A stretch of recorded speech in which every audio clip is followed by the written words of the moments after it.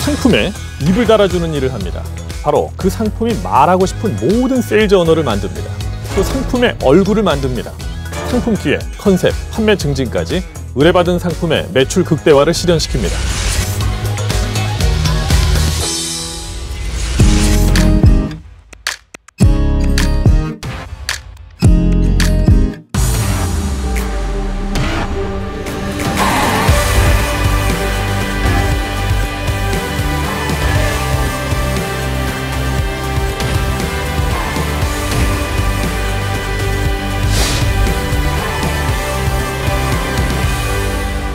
오늘도 택배를 받아보셨습니까? 일반적으로 택배가 오면 박스 버리고 포장지 버리고 내용물에만 집중을 하지요.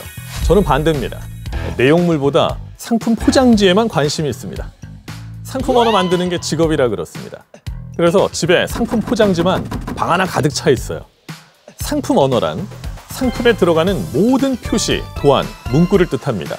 설명 문구, 홍보 문구, 광고 문구, 상품 포장 문구, 라벨지, 스티커 문구, 온라인이면 상세 페이지 문구, 오프라인이면 POP, 브로셔, 리플릿, 팜플렛, 타퍼, 배너, 현수막, 간판 문구가 있습니다.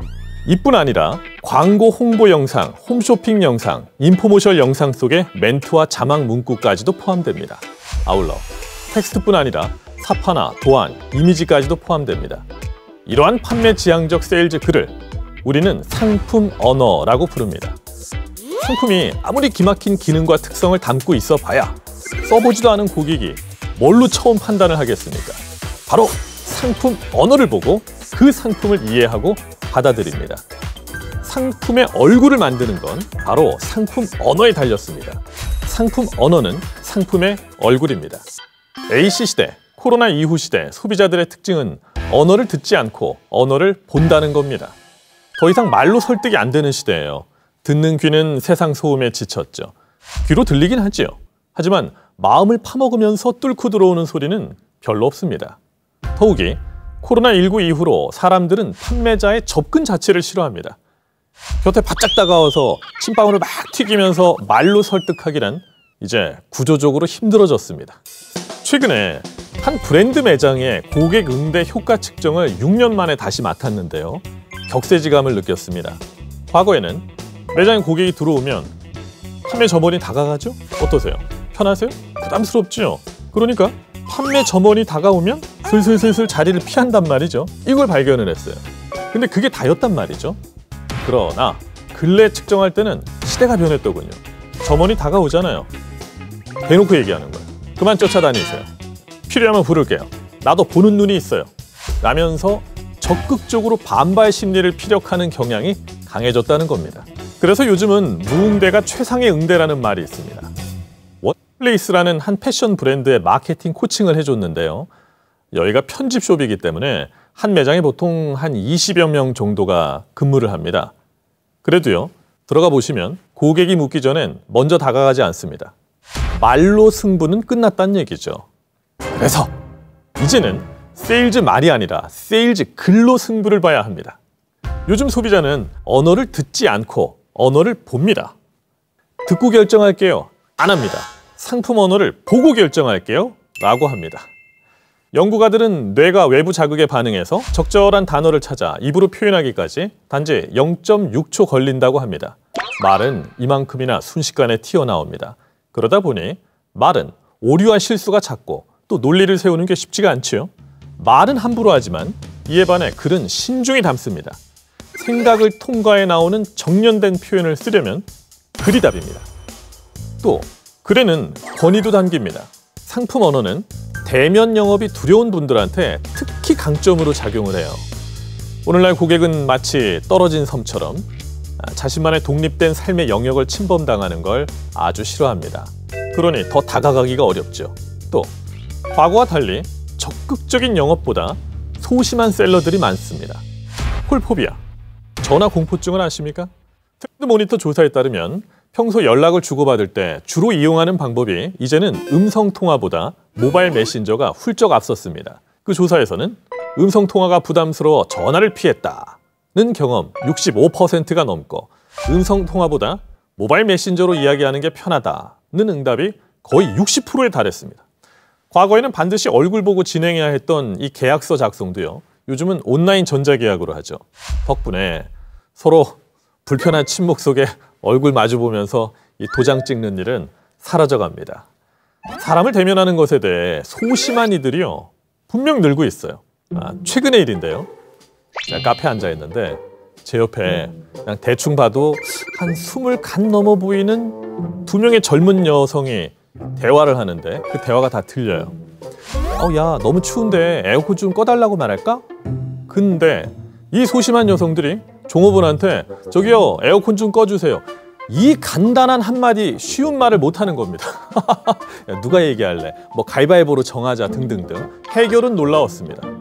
천장에 붙어있는 에어컨을 폰으로 찍어서 확대한 후에 브랜드와 모델 번호를 심도 있게 조사를 하더니 제조사 어플을 다운받아 깔고 이 리모컨 어플로 에어컨을 꺼버리는 거예요. 의외로 소심한 이들의 비율이 상당히 높더라고요. 영업직, 말 그대로 사람 대하는 게 직업이잖아요. 그럼에도 불구하고 85% 이상은 여전히 사람 만나는 게 두렵다고 호소했습니다. 세일즈 말보다 세일즈 글의 강점은 이러한 감정 소비가 없어지죠. 나아가 소비자가 자신이 편한 시간과 필요의 상황에서 적극적 탐색을 하게 만든다는 점입니다. 마케팅의 학문적 정의가 아닌 현실적 정의는 뭐라고 생각하십니까? 마케팅이란 돈입니다. 누구도 부정 못합니다.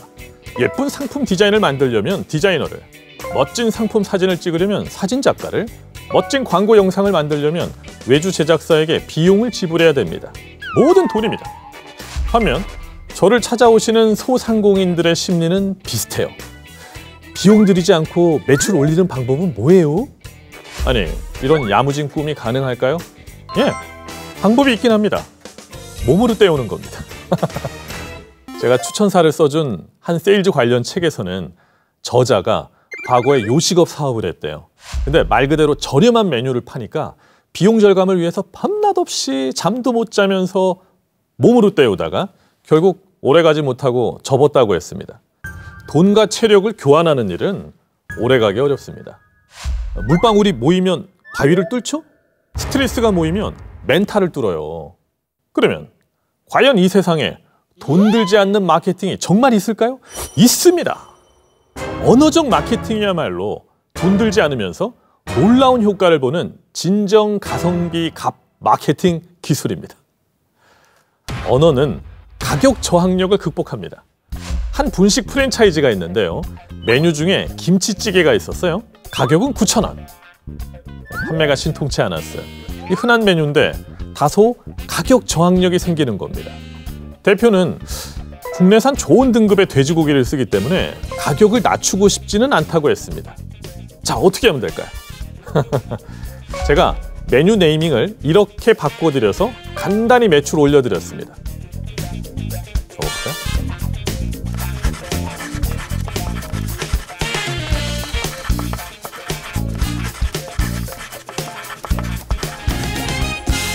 돼지 김치전골 1인분에 9,000원.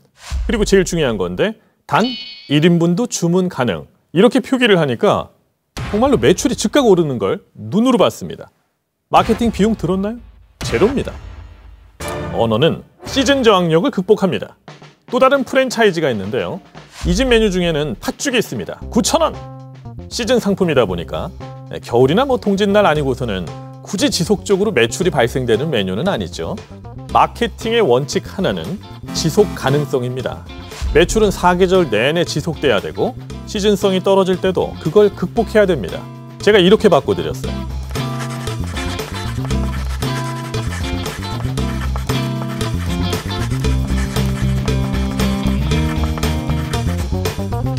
강원도 파동심이 9,000원. 이렇게 하니까요. 봄, 가을뿐만 아니라 심지어 여름에도 이 메뉴 매출이 크게 떨어지지 않고 다소 유지를 하고 있습니다. 마케팅 비용 들었나요? 제로입니다. 언어는 언어만이 가진 그 특별한 고유의 설득력이 있기 때문에 인적 노동력이나 그 어떤 다른 설득 도구보다도 언어 자체가 일하게 하는 것이 빠릅니다. 소장님, 그 질문이 있는데요. 예. 지금 예시 들어주시면서 조금씩 말을 바꿨잖아요. 예. 그 바꾸는 방법이 예. 그건 마치 수영을 잘하려면 어떻게 해야 되는 걸까 하는 거 원론적인 질문일 수 있는데요. 네. 언어의 창작 기법은 피자를 자르듯이 딱 잘라서 이렇게 하라 얘기할 수는 없겠지만 많은 경험을 쌓고 소비자의 심리의 입장에 서서 계속 공부를 하고 트렌드 워딩을 조사를 하다 보면 더 소비자 지향적인 상품 언어를 만들 수 있게 됩니다. 상품이 담고 있는 언어를 어떻게 소비자에게 드라마틱하게 어필할까? 물론 여러 기법들이 있겠지만 1차원적이어야 되고 깊이 생각하지 않도록 평면적이어야 되고 쓱 봐도 척 잡히게 만들어야 됩니다. 소비자는 인내가 없기 때문입니다. 그런 식으로 시청자님도 머릿속에 떠오르는 상품, 브랜드들이 있죠. 그러면 그것들을 어떻게 더 사람들한테 쉽고 빠르고 더 드라마틱하게 어필할까? 이거에 대한 고민을 하시고 계속 워딩을 써보면서 더 나은 상품 언어를 뽑아보시기 바라요. 분명히 당신의 두뇌가 훈련도 되면서 도움이 될 겁니다. 시청자님이 셀러라면 당신이 놀고 쉬고 잠을 자고 여행을 가고 완전히 다른 일을 해도 24시간 365일 쉬지 않고 일하는 직원이 있어요. 게다가 월급 안 줘도 돼요. 투정도 안 부리네. 그저 묵묵히 세일즈를 합니다. 일만 해요. 바로 상품 언어입니다. 우리는 늘 효율과 생산성을 따지죠. 세일즈 말은 한정된 그 활동 시간 동안에 제한된 사람에게만 에너지를 쏟아야 되죠. 근데 세일즈 글은 전혀 안 그래요. 동시에 많은 이들한테 전파가 됩니다. 수백, 수천, 수백만 명한테까지도 전파가 될 수가 있죠. 그래서 효율이 매우 높습니다. 저비용, 고효율로 상품 언어만한 게 없어요. 상품 언어는 당장 돈이 됩니다. 당장 돈 되는 상품 언어에 주목해 보시기 바랍니다. 오늘의 한 줄 리뷰. 말보다 글, 상품 언어가 뜬다.